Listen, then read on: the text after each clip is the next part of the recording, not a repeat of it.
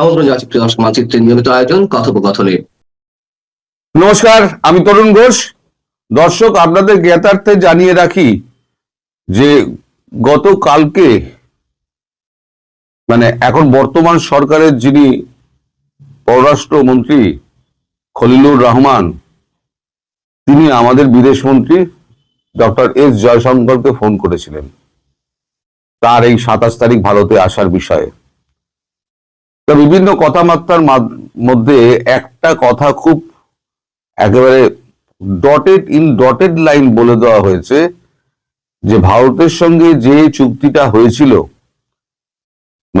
বিএনপির শীর্ষ নেতা তারেক রহমানের, সেখানে 10টি পয়েন্টের মধ্যে একটি পয়েন্ট এটা ছিল যে যত নিরপরাধ আওয়ামী লীগ কর্মী, নেতা, লেখক, শিল্পী, বুদ্ধিজীবী এবং সাধারণ সমর্থক যাদেরকে ফলস মামলা দিয়ে ঢুকিয়ে দেওয়া হয়েছিল তাদেরকে যথাশীঘ্র সম্ভব ছাড়তে হবে।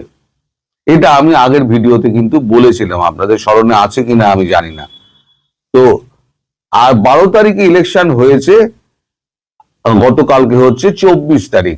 ডক্টর জয়শঙ্করের বক্তব্য হলো এই যে 12টা দিন কেটে গেল, এর মধ্যে আপনারা দু চারজন করে ছাড়ছেন, এ খবর আমরা পাচ্ছি, কিন্তু যে বাল্ক পরিমাণে আপনাদেরকে অবৈধভাবে যে গ্রেপ্তার করা হয়েছিল এবং জামিন পাওয়ার পর তাদেরকে ফের গ্রেপ্তার করে আবার নয়া মামলা দিয়ে তাদেরকে আবার ঢুকিয়ে দেওয়া হয়েছিল এবং তাদের যে অমানবিকভাবে রাখা হয়েছে, জেলের মধ্যে যেভাবে মৃত্যু হয়েছে, সেইগুলো সুষ্ঠু তদন্ত কি হচ্ছে না হচ্ছে, এবং এই সমস্ত নেতাকর্মীরা এবং লেখক, শিল্পী, বুদ্ধিজীবী যারা ওই সময়তে মুখ খুলেছেন, যাদেরকে আটক করা হয়েছিল এবং তাদেরকে বিভিন্ন মামলায় ঢুকিয়ে দেওয়া হয়েছিল, তাদেরকে কবে এবং কতদিনের মধ্যে তাদেরকে ছাড়া হবে এ ব্যাপারে সম্পূর্ণ একটা লিখিত রিপোর্ট ভারতবর্ষের কাছে নিয়ে আসবেন।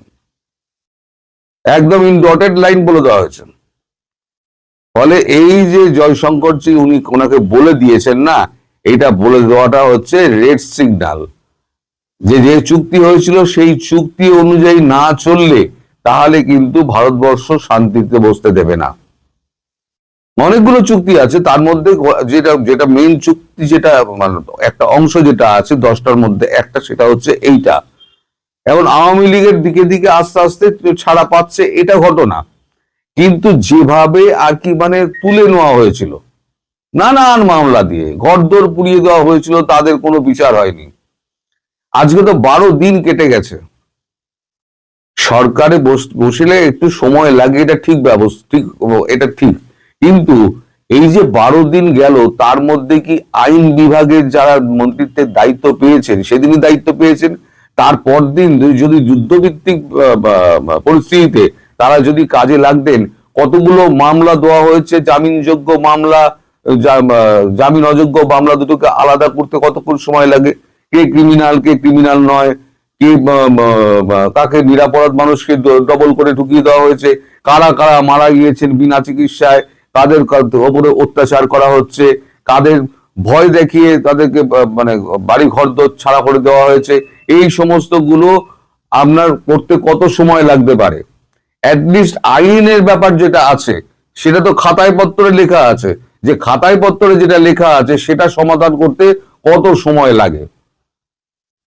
কালকে খলিলুর রহমান কিন্তু বেশ ছাড় খেয়েছেন আমরা জয়শঙ্করের কাছে। জয়শঙ্করজি কথা বলেন খুব আস্তে এবং মিষ্টি মিষ্টি করে বলেন, কিন্তু কাঁটার মতো বেঁধে সেগুলো। তো জয়শঙ্করজি যা বলেছেন, তারপরে খলিলুর রহমান কিন্তু একটু আমতা করেছেন এবং উনি বলে দিয়েছেন আপনি যখন 27 তারিখে আসবেন, এই পূর্ণ ডকুমেন্ট আপনাকে পুরো একেবারে রেডি করে নিয়ে আসতে হবে এবং আপনাকে লিখিতভাবে দিতে হবে যে কতদিনের মধ্যে এই সমস্ত আওয়ামী লীগ কর্মী, নেতা কর্মী যারা রয়েছে নিরাপরাধ, অপরাধীদের ব্যাপারে আমরা বলছি না, তারা আপনার বিচার করুন, সে ব্যাপার আলাদা, কিন্তু নিরাপরাধ কর্মী, নেতা, তারপরে লেখক, শিল্পী, বুদ্ধিজীবী, নাট্যকার যারা যারা আছে, সাধারণ মানুষ, এদেরকে আপনারা জোর করে জেলে এই ইউনূস সরকার ঢুকিয়েছিল।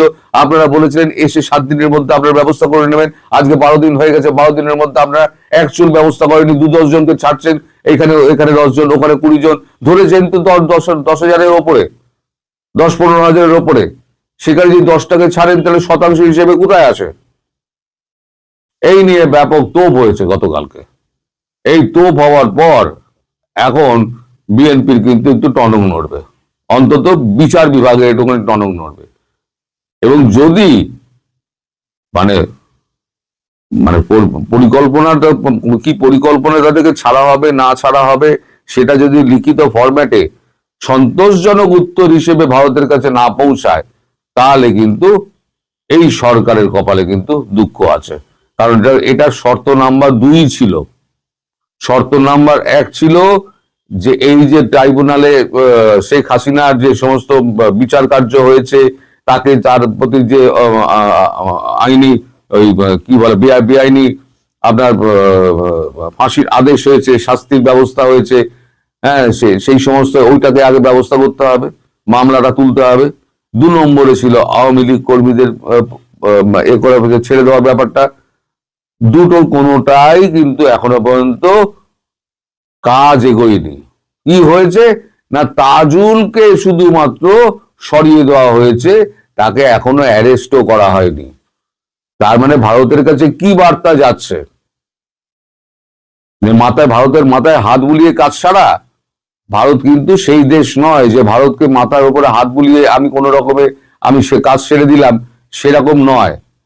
ইমিডিয়েটলি তাকে বাংলাদেশের সরকারকে লিখে দিতে হবে যে এতদিনের, সেটা 1 মাস হতে পারে, 2 মাস হতে পারে, এত দিনের মধ্যে সমস্ত অবৈধ যারা জেলে রয়েছে, আটকে রাখা হয়েছে ইউনূস সরকারের আমলে, তাদের প্রত্যেককে জামিনে মুক্ত করতে হবে এবং তাদের দ্বিতীয়বার কোনো মামলায় অ্যারেস্ট করা যাবে না। যদি দোষ করে সেটা আলাদা কথা, কোথাও কোনো ক্রাইম করলো তাদের ধরা পড়লো সেটা আলাদা কথা, কিন্তু মিছিল করছে আপনারা ধরে দিয়ে পুড়ে দিলেন, 12 দিন সময় চলে গেল, তাও আপনারা এখন কিছু করতে পারলেন না। যদি এইগুলো না হয় আর তাজুলের বিরুদ্ধে যদি ব্যবস্থা না নেওয়া হয়, আর শেখ হাসিনার বিরুদ্ধে যে করা মামলাগুলো সেইগুলো যদি তোলার ব্যবস্থা যদি না হয় এবং লিখিত ফরম্যাটে যদি না নিয়ে আসেন, তাহলে ভারতবর্ষ কিন্তু এটাকে খুব একটা ভালো চোখে দেখবে না। সেই বার্তা কিন্তু তার কাছে পৌঁছে দেওয়া হয়েছে। এইবার খলিলুর রহমানের কাছে হয়ে গেছে একটা বড় কাজ, যে আইন বিভাগের সঙ্গে বসে এখন সমস্ত মামলাপত্র ঘেটে যা আছে না আছে এনে একটা হিসেব করে ভারতবর্ষের কাছে দাখিল করা এবং টাইম ফ্রেম ঠিক করে দেওয়া যে এই সময়ের মধ্যে আমরা এই সমস্ত মামলা তুলে নিয়ে এদেরকে রিলিজ করে দেবো। যদি না হয় তাহলে পরে ভারতবর্ষ তার কাজ করবে। সুতরাং বুঝতেই পারছেন আওয়ামী লীগ কর্মীদের নিয়ে ভারতবর্ষ যে ভাবছিল, এর মধ্যে হিন্দুরাও রয়েছে, নির্যাতিত হিন্দুরাও রয়েছে। তারা যারা মামলা করতে গেছিল তাদের মামলা নেওয়া হয়নি। যারা নির্যাতনে যারা খুন হয়েছেন, যাদেরকে ফাঁসিতে লটকে দেওয়া হয়েছে, পুকুরে চুবিয়ে মারা হয়েছে, সে সমস্ত দোষীদেরও খুঁজে খুঁজে বার করতে হবে এবং সময় লাগুক কিন্তু করতে হবে। এইটা কিন্তু নিশ্চিত করতে হবে বাংলাদেশ সরকারকে, তবেই বাংলাদেশ সরকারের কিন্তু বাকি কাজগুলো হবে। এই গঙ্গা জলবন্টন চুক্তি ফুক্তি এই যেগুলো রয়েছে না, সেগুলো কিন্তু পরে হবে। আগে এই কাজগুলো করতে হবে, তারপর ওই সমস্ত কাজ হবে। এই খাদ্যপণ্য সরবরাহ স্বাভাবিক করা, কারেন্ট দেওয়া স্বাভাবিক করা, এই সমস্ত বললেই হবে না। আগে ভারতবর্ষে যে সমস্ত চুক্তি এগুলো ছিল, চুক্তি হয়েছিল ভারতবর্ষের সঙ্গে, সেই চুক্তিগুলো বাস্তবায়ন করতে হবে, আদারওয়াইজ কিচ্ছু হবে না। ডেডলাইন দিয়ে দেওয়া হবে যে এইটা ডেডলাইনের মধ্যে অ্যাপ্লাই করতে হবে। সম্মানিত দর্শক, জনাব তারেক রহমান সাহেবের সরকার, বিএনপি সরকার ক্ষমতা লাভ করার সঙ্গে সঙ্গে অনেকটা ঝড়ের গতিতে কিংবা যাকে বলা হয় উল্কার গতিতে এগিয়ে চলছে। তারা যে সকল প্রতিশ্রুতি দিয়েছিল, সেই প্রতিশ্রুতিগুলো জনগণের কাছে যে প্রতিশ্রুতিগুলো দিয়েছিল সেগুলো বাস্তবায়নের জন্য তারা দৃশ্যত তৎপরতা দেখাচ্ছে এবং বিভিন্ন মন্ত্রী তাদের মন্ত্রণালয়ের যে কর্মকাণ্ডে স্থগিত ছিল গত 17 মাসে কিংবা আওয়ামী লীগ জমানাতে যে সকল অভিযোগ ছিল, খুব দ্রুত সেই বিষয়গুলো উত্তীর্ণ করার জন্য বা সেই বিষয়গুলো থেকে বের হয়ে আসার জন্য তারা চমক সৃষ্টি করতে চাচ্ছে। পানি সম্পদ মন্ত্রী শহীদুদ্দিন চৌধুরী আনি খাল কাটা শুরু করে দিয়েছেন। তথ্যমন্ত্রী যিনি আছেন জনাব জহিরুদ্দিন স্বপন, তিনি প্রেস ক্লাবে আসছেন, সাংবাদিকদের সঙ্গে দহরম মহরম সম্পর্ক গড়ে তুলছেন এবং সাংবাদিকদের জন্য সচিবালয় রীতিমতো উন্মুক্ত করে দিয়েছেন। ক্রীড়ামন্ত্রী বা ক্রীড়া প্রতিমন্ত্রী আমিনুল সাহেব তিনি সেই ক্রীড়া সাংবাদিকদের জন্য তার দ্বার উন্মুক্ত করে দিয়েছেন। সেই আওয়ামী লীগ জমানাতে যে সকল বিখ্যাত ক্রিকেটার মাশরাফি বিন মুর্তজা কিংবা সাকিব আল হাসান তাদেরকে আবার ক্রিকেট অঙ্গনে ফিরিয়ে আনার জন্য চেষ্টা করছেন, এবং ক্রিকেট অঙ্গনে যারা স্টার, আওয়ামী লীগের স্টার, তাদেরকেও একীভূত করে পুরো ক্রীড়াঙ্গনে স্বাভাবিকতা ফিরিয়ে আনার চেষ্টা করছেন। চাঁদাবাজির বিরুদ্ধে বিভিন্ন এমপি, সংসদ সদস্য তারা খুব কঠোর অবস্থানে আছেন। অনেকে নিজে মামলা করেছেন, অনেকে অনেক কিছু ধরিয়ে দিয়েছেন। তারপর তারেক রহমান সাহেব তার যে কর্মকাণ্ড, সেটা তো রীতিমতো হিন্দি সিনেমার যে নায়ক রয়েছেন অনিল কাপুর, বিখ্যাত একটা সিনেমা, অনিল কাপুর অমরেশ পুরীর অভিনীত সেই বিখ্যাত নায়ক সিনেমা। তো সেই সিনেমাতে যেভাবে তিনি মাত্র 24 ঘন্টার জন্য রাষ্ট্র ক্ষমতা পেয়ে রাষ্ট্রের সবকিছু উলটপালট করে দিয়েছিলেন এবং মানুষের মধ্যে জোয়ার তৈরি করেছিলেন, তেমনি তারেক রহমান সাহেব ক্ষমতায় বসার পর থেকে গত কয়েকদিনে একের পর এক চমক তিনি সৃষ্টি করে চলেছেন। তো এই অবস্থার পাশাপাশি সরকার যে খুব সাধু বা একেবারে গোবেচারা, নট লাইক দ্যাট, তারা জলে স্থলে অন্তরিক্ষে সব কাজ করে যাচ্ছে। তারা একই সঙ্গে নিজের দলকে নিয়ন্ত্রণ করার চেষ্টা করছেন, অন্যদিকে আওয়ামী লীগকে নিয়ন্ত্রণ করা, আওয়ামী লীগের সঙ্গে একটা সম্পর্ক, ভারসাম্যমূলক সম্পর্ক রক্ষা করা, আবার আওয়ামী লীগকে বাড়তে না দেওয়া, বা আওয়ামী লীগের কারণে যেন তাদের কোনো অবস্থাতে নৈতিক পরাজয় না ঘটে, এই বিষয়গুলো তারা চিন্তাভাবনা করছেন এবং সেই বিষয়ে তারা কাজ করছেন। এবং তারা সবচেয়ে বেশি যে কাজ করছেন সেটি হলো গত 17 মাস ধরে প্রশাসন, রাজনীতি, অর্থনীতি, ব্যবসা, বাণিজ্য, শিল্প, সাহিত্য, সংস্কৃতি, সাংবাদিকতা, কূটনৈতিক পাড়া, সব জায়গাতে জামাত এবং এনসিপি যুগপৎভাবে যে দুর্গগুলো তৈরি করেছিল, সেই দুর্গগুলো তছনছ করে দেওয়ার তারা চেষ্টা করছেন। যেখানে জামাতের লোক ছিল, যেখানে এনসিপির লোক ছিল, কিংবা জামাত এনসিপিকে রাজি খুশি করিয়ে এমনকি অর্থের বিনিময়ে যারা বড় বড় পদপদবিতে বসেছিল তাদের সবাইকে টার্গেট করে একটা বিরাট অংশকে ইতিমধ্যে ঝেঁটিয়ে বিদায় করে দেওয়া হয়েছে। অনেকে নিজের ইচ্ছায় চলে গেছে এবং আরও অনেককে টার্গেট করে খুব দ্রুত তাদেরকে বাদ দেওয়ার চেষ্টা করা হচ্ছে। গত 17 মাস ধরে ঢাকা বিশ্ববিদ্যালয়ের ভাইস চ্যান্সেলর এবং আইসিটির যিনি চিফ প্রসিকিউটর জনাব তাজুল, তারপর শিশির মনির, এদের নামগুলো যেভাবে আসছিল গত 2 দিনের মধ্যে এই নামগুলোর মোটামুটি একটা দফা রফা বিএনপি করে দিয়েছে। এর বাইরে বিচার অঙ্গন, পুলিশ বাহিনী, তারপর বিভিন্ন সিটি কর্পোরেশনে তাদের যে আধিপত্য ছিল সেই আধিপত্য চুরমার করে দেওয়া হয়েছে। সকল সিটি কর্পোরেশনগুলোতে তাদের পছন্দের মানুষ, প্রশাসক নিয়োগ করা হয়েছে এবং এ সকল সিটি কর্পোরেশন নির্বাচনের আগেই সেই সিটি কর্পোরেশনের প্রশাসনিক কর্মকাণ্ড, ব্যবসায়িক কর্মকাণ্ড এবং সে সিটি কর্পোরেশন এলাকায় বসবাসরত জনগণের উপর বিএনপির আধিপত্য এবং প্রভাব, এই দুটো বিস্তার করার জন্য তারা কাজ করে যাচ্ছে। খুব সতর্কতার সাথে তারা চীনের সাথে সম্পর্ক স্থাপন করার চেষ্টা করছে, পাকিস্তানের সাথে সম্পর্ক স্থাপন করার চেষ্টা করছে, আর ভারতকেও কিন্তু তারা ছেড়ে দিচ্ছে না। কিন্তু এক্ষেত্রে যে সমস্যাটা আমি দেখতে পাচ্ছি সেটি হলো, যেভাবে সেনাবাহিনীতে পরিবর্তন করা হয়েছে, এতে স্পষ্টতই সেনাবাহিনীর মধ্যে যে ভারতীয় লবিস্ট গ্রুপগুলো ছিল তারা মারাত্মক দুর্বল হয়ে পড়েছে। তো ভারতের সাথে যদি বিএনপির সম্পর্ক হয়ও, সেই সম্পর্ক দিয়ে ভারত অতীতে আওয়ামী লীগের উপর যে প্রভাব বিস্তার করতে পেরেছে বা আওয়ামী লীগকে দিয়ে যে কাজগুলো করাতে পেরেছে, সেই কাজগুলো তাদের পক্ষে করানো সম্ভব হবে না। এটি রূঢ় বাস্তবতা। অন্যদিকে এই যে সেনাবাহিনীতে পরিবর্তন, পুলিশ বাহিনীতে পরিবর্তন এবং আন্তর্জাতিক অঙ্গনে পাকিস্তানের সঙ্গে চীনের সাথে যে সম্পর্ক স্থাপনের যে তোড়জোড় চলছে, তার প্রেক্ষিতে আমলাতন্ত্রের মধ্যে এই দুটো দেশের প্রতি দুর্বলতা প্রদর্শন করার জন্য বহু আমলা 10 পায়ে দাঁড়িয়ে আছে। ইতিমধ্যে আপনারা দেখেছেন যে চীনের রাষ্ট্রদূত জনাব তারেক রহমান সাহেবের সঙ্গে দেখা করেছেন। পাকিস্তান জাতীয়ভাবে সিদ্ধান্ত নিচ্ছে যে তাদের যে সবচেয়ে বড় জাতীয় অনুষ্ঠান, আমাদের দেশে যেমন 16ই ডিসেম্বর, তদ্রুপ তাদের দেশে যে সবচেয়ে বড় জাতীয় দিবস, অর্থাৎ যে তারিখে শেরেবাংলা একে ফজলুল হক লাহোর প্রস্তাব উত্থাপন করেছিলেন, সেই তারিখটিকে তারা উদযাপন করে তাদের জাতীয় উৎসব হিসেবে। এর কারণ হলো লাহোর প্রস্তাবের মাধ্যমে পাকিস্তান রাষ্ট্রের পতন হয়েছিল।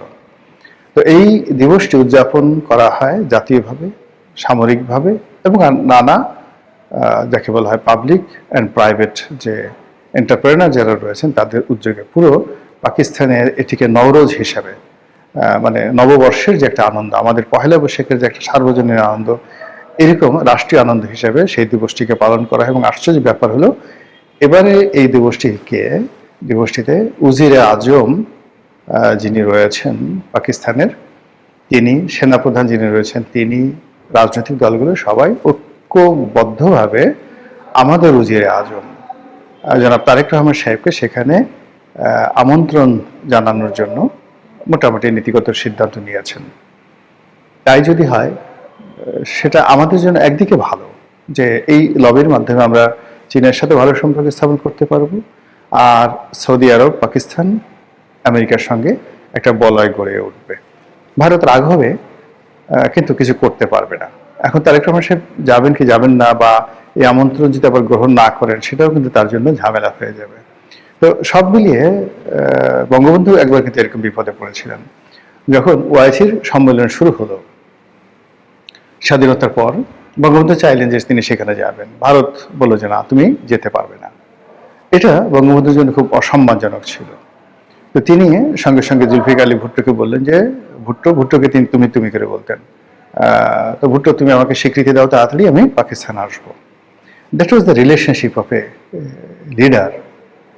তিনি বললেন যে নুসরাত কেমন আছে, মানে জুলফিকার আলী ভুট্টোর ওয়াইফ, নুসরাত কেমন আছে, বেনজির কেমন আছে, আমি আসবো, ওআইসিতে অংশগ্রহণ করব, তুমি আমাকে তাড়াতাড়ি স্বীকৃতি দাও। সেভাবে তাকে স্বীকৃতি দেওয়া হলো, তিনি ওআইসিতে গেলেন। এই যে ভারতের সাথে সম্পর্ক নষ্ট হলো, যার জন্য তার জীবন দিতে হয়েছিল। তো সেই জমানা কিন্তু এখন আর নেই। কিন্তু এখন জনাব তারেক রহমান সাহেব যদি ভারতকে ভয় পান, আবার আমেরিকাকেও ভয় পান, পাকিস্তানের সঙ্গে সম্পর্কে এক পা এগোতে চান, তাহলে তিনি সবকুল হারাবেন। তার কাছে দুটো অপশন। একটা অপশন হলো যে আওয়ামী লীগকে নিয়ে মিলেমিশে রাজনীতি করবেন ভারতের সাহায্য সহযোগিতা নিয়ে, এটা তার টপ প্রায়োরিটি। আর এই টপ প্রায়োরিটি করতে গিয়ে অন্যান্য যে শক্তিগুলো রয়েছে, আন্তর্জাতিক শক্তি আছে, তাদের সঙ্গে একটা জাস্ট সহনশীল সম্পর্ক রাখবেন। আর দ্বিতীয়ত হলো যে তিনি বর্তমানে যারা বিরোধী দল আছে, জামাত, তাদেরকে পরিপূর্ণভাবে তিনি মদত দিবেন জামাতকে শক্তিশালী করার জন্য, আওয়ামী লীগের বিকল্প শক্তি হিসেবে গড়ে তোলার জন্য, এবং একটা রিয়েল অপোজিশন পার্টি হিসেবে তার যে সকল সুযোগ সুবিধা দরকার রাষ্ট্রের পক্ষ থেকে, সেই সুযোগ সুবিধা দিয়ে জামাতকে এতটা বিরোধ করে তুলবেন যে জামাতের অ্যাক্টিভিটিস দেখে লোকজন মনে করবে যে বাংলাদেশে এরা সত্যিকার বিরোধী দল, এখানে আওয়ামী লীগ দরকার নেই, আওয়ামী লীগের প্রয়োজনীয়তা নেই। এটা করবেন। আর পাকিস্তানের সাথে কৌশলগত সম্পর্ক করবেন, চীনের সঙ্গে কৌশলগত সম্পর্ক করবেন, আর আমেরিকার ডোনাল্ড ট্রাম্পের সঙ্গে কৌশলগত সম্পর্ক করবেন। আর এই ধারাবাহিকতায় কাতার, সংযুক্ত আরব আমিরাত এবং সৌদি আরব, এই রাষ্ট্রগুলোর সঙ্গে তার একটা ভালো সম্পর্ক হবে। এবং দ্বিতীয় ফেজে গিয়ে ইরান থাকবে কিন্তু চীনের মাধ্যমে, আর তুরস্কের সাথে তার একটা আলাদা সম্পর্ক গড়ে উঠবে। এই দুটো পন্থা ছাড়া তারেক রহমান সাহেবের আর কোনো বিকল্প নেই। আর এই কাজগুলো তাকে করতে হবে কিন্তু ঝড়ের মতো। বাংলাদেশে তিনি যে কাজগুলো ঝড়ের গতিতে করার চেষ্টা করছেন, এগুলো শুধু চমক সৃষ্টি করবে কয়েকদিন, কিন্তু লং রানে রাষ্ট্র পরিচালনায়, সরকারের স্থিতিশীলতা রক্ষায়, কিংবা তার যে সত্যিকার ইমেজ রক্ষা, এটা হবে না। তাকে এই মুহূর্তে আন্তর্জাতিক অঙ্গনে একটা সিদ্ধান্ত নিতে হবে, এসপার নয় ওসপার, তিনি জিতবেন অথবা তিনি পরাজিত হবেন, তিনি সাহসী হবেন অথবা তিনি নতজান্য হবেন, এর মাঝামাঝি কোনো জায়গা নাই। তো এই কাজগুলো চলছে। নতুন সরকার একটা নির্দিষ্ট সময় পর্যন্ত আমাদেরকে সময় দিতে হবে, হানিমুন পিরিয়ড যেটাকে বলা হয়। আদারওয়াইজ সরকার ভালো কাজ করতে পারবে না, আমাদের দেশের কোনো উন্নয়ন হবে না। তো যে কাজটি সরকার ঝড়ের গতিতে করার চেষ্টা করছে, দোয়া করি তাদের মধ্যে যদি ভালো চিন্তা থাকে, নেক আমল থাকে, সৎ আমল থাকে, দেশের কল্যাণ করার যে চিন্তা চেতনা থাকে, আল্লাহ তাদের কাজে বরকত দান করুন। আর যদি তাদের দুরভিসন্ধি থাকে, মুনাফিকি থাকে, দুষ্ট বুদ্ধি থাকে, দেশ থেকে টাকা পাচার করার ধান্দা থাকে, বিরোধী দলকে মেরে কোটি কোটি করার ধান্দা থাকে, আল্লাহ যেন তাদেরকে হেদায়েত দান করে, আর তাদের এই দুষ্কর্ম যেন একেবারে বাসর ঘরই আল্লাহ তার আপন শক্তি দ্বারা দমন করে দেন। আসসালাম।